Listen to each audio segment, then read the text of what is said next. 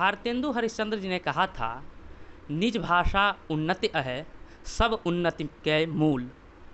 यानी कि अपनी भाषा की उन्नति में सारी उन्नतियाँ, सारे विकास निहित होते हैं। इसलिए जब NH-24 अपने उत्तर प्रदेश यात्रा की शुरुआत कर रही है विधानसभा चुनावों के मद्देनज़र, तो NH अपनी शुरुआत एक ऐसे साहित्यिक, सांस्कृतिक कार्यकर्ता से, एक रिसर्च स्कॉलर यानी शोधार्थी से शुरू कर रही है, जिन्होंने अपने जीवन के लगभग 4 दशक, 40 वर्ष इस काम में, अवधी भाषा के संवर्धन और विकास में लगाया है। दर्जन भर देशों की यात्राएं की हैं। भारत और नेपाल के कई जनपदों में इन्होंने साहित्यिक एवं सांस्कृतिक कार्यक्रमों के द्वारा अवधी के विकास एवं संवर्धन पर जोर दिया है। 2010 से 2016 तक इन्होंने अवधी जन जागरण अभियान चलाया। मेरा नाम है यशवंत और आप NH-24 न्यूज़ देख रहे हैं। हमारे साथ अवधी भाषा के विद्वान, शोधार्थी और अवध भारती संस्थान के संस्थापक अध्यक्ष श्री राम बहादुर मिश्रा जी हैं। सर, सबसे पहले हम ये जानना चाहते हैं कि जो ये शुरुआत आपने किया, इसका जो है आइडिया, जो इसका ये जो सोच है, ये कहाँ से आया, और जो वो दौर था उसको आप किस रूप में, जब आप जो है उस भूत को, उस पुराने दौर को याद करते हैं, तो किस रूप में उसको देखते हैं? असल ये अवधी भाषा के प्रति जो हमारी रुचि बढ़ी, मेरे शोध के कारण 1979 में लखनऊ यूनिवर्सिटी में जब मैंने प्रवेश लिया, तो 2-3 साल चूँकि मेरा फील्ड वर्क ज़्यादा था, तो घूमने के दौरान अवधी भाषा, साहित्य, संस्कृति के संदर्भ में एक थोड़ा सा अनुराग जगा। लेकिन उसी समय मैंने पाया कि इस भाषा के प्रति बड़ा उपेक्षित भाव है, देहाती भाषा है, ये है वो। जबकि अवधी का ही रामचरितमानस आज दुनिया के कम से कम 70 देशों में इसका अनुवाद हो चुका। मेरी समझ से तो जितना रामचरितमानस का अनुवाद हुआ है दुनिया की भाषाओं में, उतना किसी और भारतीय साहित्य का नहीं हुआ है। तो आप सोचिए। और दूसरी बात यह है कि अनुवाद क्यों होता है, क्योंकि रामचरितमानस जो है वह मूल्यपरक साहित्य देता है। भगवान राम के माध्यम से तुलसी पूरी दुनिया को जो मानवता का संदेश देते हैं। निश्चित रूप से अवधी भाषा का सबसे बड़ा सौभाग्य है। अभी एक बात आपने कही भाषा की, साहित्य की। दरअसल भाषा और साहित्य राष्ट्रीय पहचान के मुद्दे हैं, और जब तक आपकी भाषा नहीं, भाषा, राष्ट्रभाषा के बिना कोई भी देश गूंगा है। लेकिन ये दुर्भाग्य है कि कभी कभी हमें आज इतनी 70 आज़ादी के 70 सालों बाद अपनी राष्ट्रभाषा हम निश्चित नहीं कर पाए। ये दुर्भाग्य है। इसके लिए हम नई पीढ़ी से, नई सरकार से अपेक्षा करते हैं कि इस विषय में उनकी संजीदगी दिखाई पड़ेगी। सर, जब हम बात करते हैं अवधी भाषा की या अवधी साहित्य की, तो कई जो लोग हैं जो इस चीज़ को लेकर बड़ी शुद्धतावादी हैं, जो खरी बोली हिंदी को ही, जो है हिंदी का मूल रूप जो है, जिसको जो है मानक रूप है, उस पर उसको जो है मानने वाले लोग हैं, उनका ये इल्ज़ाम रहता है कि अवधी साहित्य में और उस तरह का कोई विस्तार नहीं है, या भोजपुरी जैसे जो लोक साहित्य हैं उसमें वो लोग कहते हैं कि उस तरह का कुछ विस्तार नहीं है जिसके आधार पर इनका जो है कि ये कहा जा सके कि ये बहुत बड़ी साहित्य हैं या इस तरह की चीज़ें हैं। तो इसको लेकर आप क्या सोचते हैं, क्या उनको क्या कहना चाहेंगे? ये सोशल मीडिया की युग है और नई पीढ़ियों को वो चीज़ें बताई नहीं जा रही हैं। आपको मालूम होगा हिंदी का आपका इतिहास मुश्किल से 150-200 वर्षों का है, जबकि लोक भाषाओं का इतिहास भाई तुलसी आज से 500 वर्ष पहले रामचरितमानस लिखे। तो जो आप जो हिंदी का मानक रूप देख रहे हैं, चाहे ब्रज हो, अवधी हो, खड़ी बोली हो या कन्नौजी हो, जितनी लोक भाषाएँ उनका समुच्चय उन्हीं को बना के उन्हीं से बनी है। आखिर आप हिंदी में सूर को नहीं रखेंगे, तुलसी को नहीं रखेंगे, जायसी को नहीं रखेंगे, कबीर को नहीं रखेंगे, ये तो सब उसी समय के हैं, आज से 500 वर्ष पहले। तो ये पहली चीज़, ये भ्रम है। दूसरी चीज़ कि जैसे कहते हैं कि भाषाओं का जो है, लोक भाषाओं में आज समय के साथ तालमेल नहीं कर पा रही, उनका कहने का मतलब यही है। सच में हमारे देश का ये दुर्भाग्य है कि हम इस तरह अंग्रेजियत में डूब गए हैं कि हम अपनी हिंदी को ही नहीं बचा पा रहे हैं, हमारी संस्कृत नहीं बचा पा रहे हैं। अवधी की बात आप क्या करेंगे? आपको बगल में छोटा सा देश है नेपाल है, नेपाल में अवधी को राष्ट्रीय भाषा का दर्जा दिया गया है। मुझे त्रिभुवन यूनिवर्सिटी ने बुलाया आज के 8 साल पहले, तब जब मैं गया व्याख्यान देने तो वहाँ के संचालक ने कहा कि हमारे मित्र राष्ट्र ने भारत से राम बहादुर मिश्र भैया आए हैं और वही अब आप अपन बात रखिए भारत में अवधि की स्थिति का है। आप आश्चर्य करेंगे, मुझे आधे घंटे अपना व्याख्यान अवधि में देना पड़ा। तो हम इस मुद्दे पर अपनी सरकार की, अपने देश की, अपने समाज की हम एक तरह से आलोचना ही करेंगे कि कोई उनको अपनी भाषा के प्रति लगाव ही नहीं। और जबकि भाषा, साहित्य और संस्कृति जहाँ समाप्त हुई तो निश्चित रूप से आप भी समाप्त हो जाएंगे। तो ये चीज़ समझानी होगी हमें युवा पीढ़ी को, क्योंकि युवा पीढ़ी, मैंने अभी चर्चा आपसे की थी कि जो उदारीकरण का दौर है वो बाज़ारवाद के रथ पर आता है और बाज़ारवाद का मुख्य लक्ष्य है, उसका मुख्य हथियार है विज्ञापन और उसके केंद्र में है युवा पीढ़ी। अब आप सोचिए कि युवा पीढ़ी को आप भटका रहे हैं, युवा पीढ़ी अपनी संस्कृति से हट रही है, भाषा से हट रही है, लेकिन ये सौभाग्य है कि आज भी गांव में हमारी संस्कृति जिंदा है। सर, जब आपने शुरू किया होगा शोध या फिर इस मुहिम को, इस मिशन को, तो उस दौरान सर कई लोग आते होंगे, कहते होंगे कि ये क्या पागलपन है, क्या कर रहे हो, और कोई बढ़िया ढंग का काम कर लो, कहीं जो है हिंदी पढ़ा लो या हिंदी पे कुछ काम कर लो। तो उस दौर को, वो जो संघर्ष थे, क्या क्या उसमें जो है आपने झेला, कैसे समझाया, या जो लोग अवधि के लिए काम करना चाहते हैं उनको क्या संदेश देंगे जो संघर्ष कर रहे हैं लोग हैं? यशवंत जी, मैं बताऊं, आपने बहुत ये तो ऐसा प्रश्न मेरे लिए किया है कि ये संस्मरण की आज के 42 साल पहले जब मैंने शोध को शुरू किया और जब मैंने लोक साहित्य संकलन शुरू किया तो पहला विरोध मेरे घर में हुआ। हमारी एक बुआ थी तो उन्होंने कहा कि भैया तुम इतना पढ़े लिखे के बाद अब पगला गए हो है, सोहर नकटा इकट्ठा करी हो। उनको नहीं मालूम था मेरा विषय था अवधि का फाग साहित्य का अध्ययन। अच्छा, आप जानते हैं कि ब्रज में फाग ज़्यादा है लेकिन अवधि में फाग कम है, तो मेरे लिए चुनौती भी थी। तो शोध दो तरह के होते हैं, एक होता है फील्ड वर्क, एक होता है टेबल वर्क। टेबल वर्क जैसे मान लिया हमको तुलसीदास पर शोध करना है तो उनकी सारी किताबें साहित्य ला के हमने पढ़ के लिख दिया। लेकिन जब मुझे फील्ड वर्क करना होगा लोक साहित्य पर तो पहले मुझे गांव-गांव जाना होगा। और मैं आपसे बताऊं कि लोक साहित्य के अध्ययन के लिए मैं अपने हलवाई के साथ, अपने जो खेतों में निराई करने उनके साथ बैठता था, श्रम करता था और तब वो लोक साहित्य का मर्म मेरी समझ में आया। और आप आश्चर्य करेंगे कि मैं कक्षा 2 या 3 का विद्यार्थी था तो एक मेरा हलवा था गंगा यादव, तो एक बिरहा गाया करता था कि सूर सती माई तुम कर राही में उगराई तुम तो रही कोने देशवा में हैं, और सतगुर ज्ञान बदरिया बरसे, गंगा में बरसे, जमुना में बरसे, ताल तलैया तरसे, सतगुर ज्ञान बदरिया बरसे। अब वो ये कि बिरहा उन कहता था काहे मन मारी ठाड़ी रहो प्यारी, बारे बलम परदेश निकल गए ई जो बन। तो ये सारी चीज़ें तो बहुत देर में हम समझ में आए कि इस लोक साहित्य में कितनी मतलब समृद्धता थी।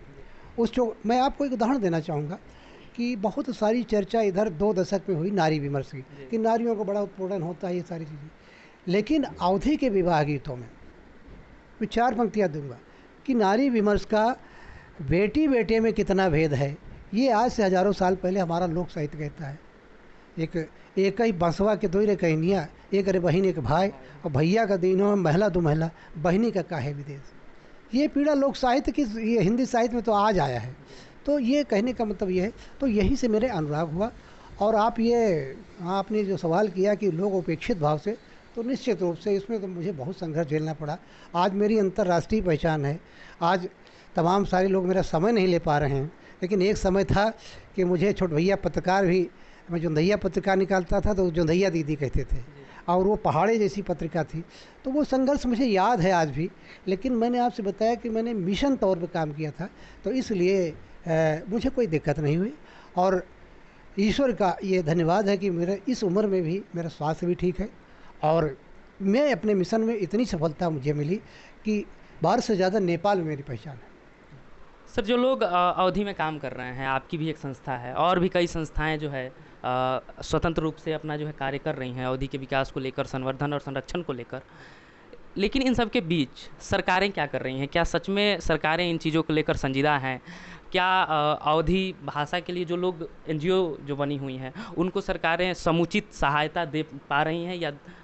इन चीज़ों को लेकर जो है, और अगर नहीं दे पा रही हैं तो वो क्या चीज़ें हैं, वो कौन सी जो है मांग है जो एक तरह से आप जो है अवधि के एक बेटे के रूप में, एक प्रतिनिधि के रूप में सरकारों के सामने पहुंचाना चाहेंगे हमारे माध्यम से?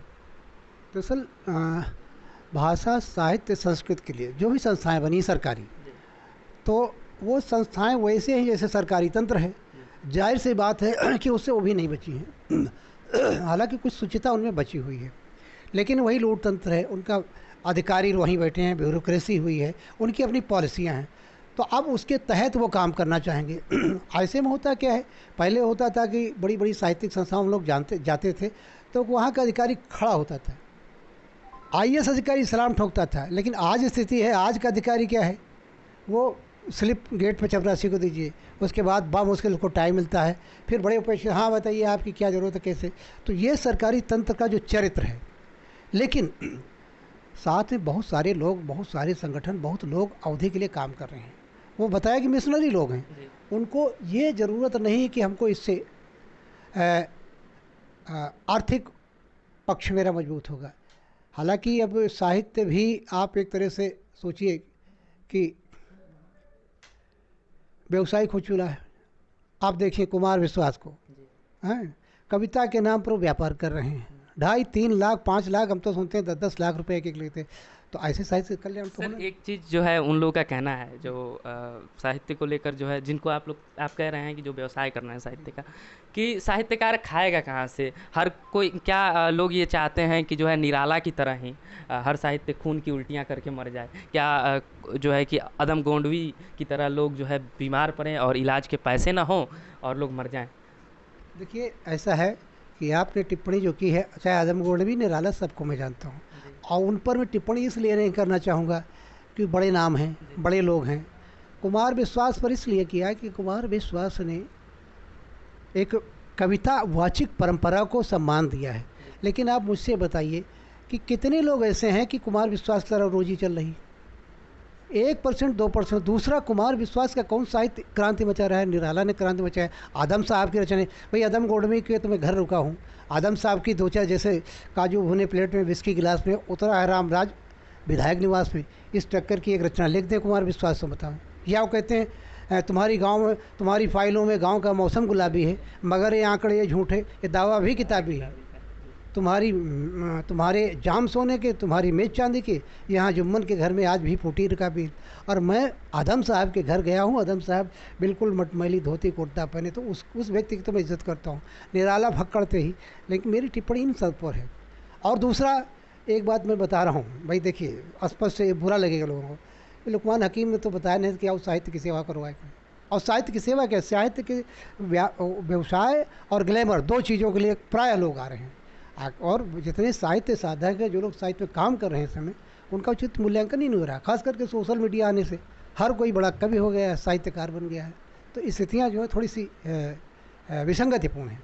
सर, मैं इधर ही आपको लेके आना चाहता था, आप स्वयं जो है आ गए। कि मेरा प्रश्न ये है कि कुछ लोग कहते हैं कि जो सोशल मीडिया आया है उससे कई लोग जो लोगों तक पहुंच नहीं पा रहे थे, जिनकी एक ऑडियंस रीच नहीं हो पा रही थी, उन लोगों को एक प्लेटफॉर्म मिला सोशल मीडिया, जिससे वो लोगों तक अपनी बात पहुंचा पा रहे हैं, अपनी कविताओं को पहुंचा पा रहे हैं। तो इसमें सोशल मीडिया को आप किस रूप में देखते हैं, नकारात्मक या सकारात्मक? देखिए, ये सृष्टि ही द्वंद्वमय है। अगर दिन है तो रात है, सुख है तो दिन है, सुख है तो दुख है। तो सवाल है कि सोशल मीडिया हो चाहे जो है, हर 2 पक्ष, कृष्ण पक्ष होते हैं, शुक्ल पक्ष। शुक्ल पक्ष इसका ये है कि बहुत सारी प्रतिभाएं हमारी दबी हुई थी, और आप ये समझिए कि सोशल मीडिया के माध्यम से उनकी पहचान हुई। लेकिन सोशल मीडिया ने जो दूसरा पक्ष किया, हमारी संस्कृति पर का बड़ा प्रहार किया। खास करके वो बहुत सारी विवादित साइटें आ गई हैं, पॉर्न साइट आ गई है, जो खास करके हमारी संस्कृति, और वहाँ तो आप जानते हैं कि विशुद्ध व्यवसाय है। सोशल मीडिया का एक चरित्र है कि अव्यवसायिक भी हैं, बहुत सारे कवि, लेखक, पत्रकार, सब लोग लिख रहे हैं, बहुत अच्छा लिख रहे हैं, उनसे हमको लाभ भी मिल रहा है। बहुत सारे नाम, एक नाम लेने पर बहुत लंबी सूची हो जाएगी। लेकिन उसका जो कृष्ण पक्ष है, वो खास करके युवा पीढ़ी को भ्रमित कर रहा है। हम बड़े लोग जो हैं, जो मैच्योर हैं, प्रबुद्ध हैं, उनके साथ तो नहीं, तो सोशल मीडिया के ही। लेकिन उसकी जब हम तुलना करेंगे आप हैं तो आपकी अच्छाई बुराई तो पहले तो अच्छाइये पे करेंगे। तो सोशल मीडिया ने सबको संपादक बना दिया, लेखक बना दिया, कवि, इसकी बहुत बड़ी सकारात्मक भूमिका रही। जी। दूसरा सर, इससे ही थोड़ा सा आगे बढ़ के मैं ये पूछूंगा कि जैसे अभी लेखन हो रहा है, बहुत लोग लिख रहे हैं, नए लोग आ रहे हैं, साहित्य लेखन कर रहे हैं, तो नए साहित्यकारों को, लोक भाषा के जो नए साहित्यकार हैं, उनको आप किस रूप में देखते हैं? उनका जो है भविष्य आप कहाँ तक कैसा देखते हैं? और सिनेमा जो एक बड़ा माध्यम है अभिव्यक्ति का, उसको आप लोक भाषाओं में उसकी कहाँ तक स्थान, जैसे अभी भोजपुरी सिनेमा जो है एक लोक भाषा का सिनेमा है, और ये दूसरी बात है, उस वो अलग बात है कि उसमें बहुत सारी अश्लीलताएं हैं या तमाम चीज़ें हो गई हैं। वैसे अवधि में सिनेमा को और जो नए साहित्यकार हैं उनको, इन चीज़ों को आप किस रूप में देख रहे हैं? देखिए, मैं एक फिल्म का उदाहरण दूंगा। और सर एक चीज़ और मैं जोड़ लूँ, छूट गया, और साथ ही अगर आप चाहें तो ये भी बताते चलें कि लोक भाषाओं में पत्रकारिता का महत्व, क्योंकि पत्र पत्रिकाएं बहुत कम निकलती हैं। बहुत सही जी बात है। तो पहले तो आप किस सिनेमा पर आ रहे हैं। देखिए, एक फिल्म आई थी नदिया के पार, जी और मेरे जीवन में ऐसी फिल्म जिस समय 3-4 बार मैंने देखा। मैं लोक भाषा के विद्यार्थी था, इसलिए उसकी बारीकियों को मैं देख रहा था। आप देखिए, एक बैलगाड़ी होती है, नाव होती है, इसी पूरी फिल्म बन जाती है ना, कोई सेट। और उसने रोजगार का, व्यवसाय का जो कीर्तिमान स्थापित किया है, मैं समझता हूँ किसी फिल्म ने किया। तो ये लोक भाषा का प्रभाव था। और ऐसा नहीं, बहुत सारे गीत भोजपुरी के भी पहले आते थे, जैसे लाले लाले उठवा से चुए बाल लैया, हे कि रस चुएला, या शारदा से नहाने गया।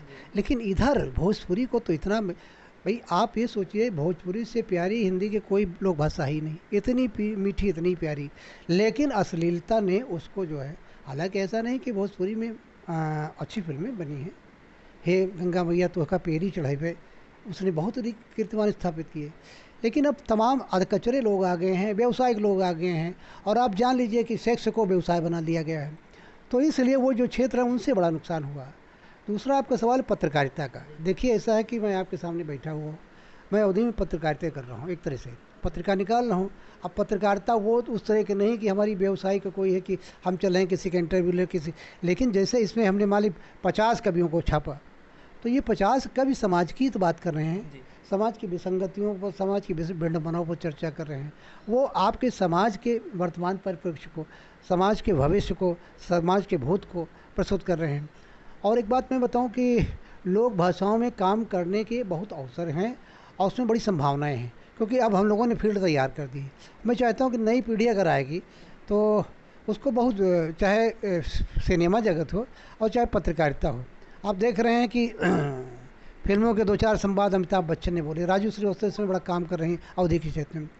तो बहुत सारे क्षेत्र हैं जिनमें हम फिर कभी आपसे चर्चा करेंगे, लेकिन संभावनाएं बहुत अच्छी। और ये डॉक्टर राम बहादुर सर से हैं, जिनसे हमारी बातचीत अवधि भाषा को लेकर हुई। उसके जो है कई पक्षों को इन्होंने उजागर किया, कई पक्षों पर बड़े विस्तार से और बड़े बेबाक तरीके से इन्होंने बोला। इसी तरह से हम यूपी यात्रा के दौरान चुनाव पर, राजनीति पर भी बात करेंगे।